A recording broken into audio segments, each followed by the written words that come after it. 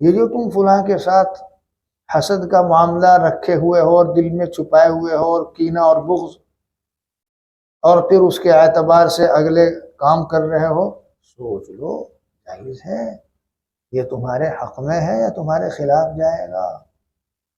ہر طرح سے اس کی تقریر کی جا سکتی ہے۔ یہ جو تم دنیا کی، تمہارے اندر دنیا کی محبت ہے یا حب جاہ ہے، حب مال ہے، اور اس کی وجہ سے اور ایسا ویسا کرتے ہو، سوچ لو ایسا کرنا جائز ہے، تمہارے حق میں ہے یا تمہارے خلاف ہے؟ اسی لیے بندہ کہا کرتا ہے شیخ و مرشد کسی کی اصلاح نہیں کرتا، وہ تو سدھرنے سنورنے کا، اصلاح کا راستہ بتاتا ہے۔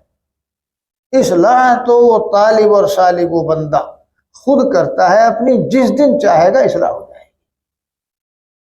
جس دن چاہے گا۔ چاہنے کا معنی ہے جب تجھے پتہ چل گیا کہ یہ مہلک ہے اور زہر ہے تو چھوڑتا کیوں نہیں؟ دنیا کے باب میں جو کرتا ہے دین کے باب میں بھی کر، دنیا کے باب میں جو کرتا ہے آخرت کے باب میں بھی وہی کر۔ کوئی آدمی جانتے ہوئے زہر نہیں استعمال کرے گا، گناہ تو زہر ہے، جو چیز ناجائز ہے زہر ہے، پھر کیوں استعمال کرتا ہے؟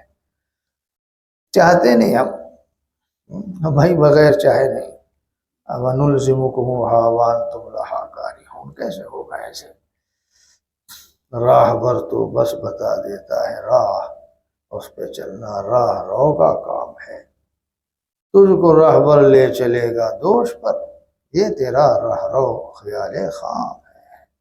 پتہ ہے لیکن پھر نہیں باز آتے، یہ بھی پتہ ہے کہ اس میں ہمارا ضرر و نقصان ہے، مگر پھر نہیں باز آتے۔ تھک گیا مصلح و مرشد اور شیخ ہے، کہتے کہتے بتاتے بتاتے مگر قدم ہی نہیں اٹھتے، چلتے ہی نہیں، رکنے کے کاموں سے رکتے نہیں، کرنے کے کام کرتے نہیں۔ اتنے سال ہو گئے وہیں کے وہیں ہے، اور کون سا طریقہ ہے؟ چھو کر کے تو مقامات نہیں طے کرا دیے جاتے بھائی۔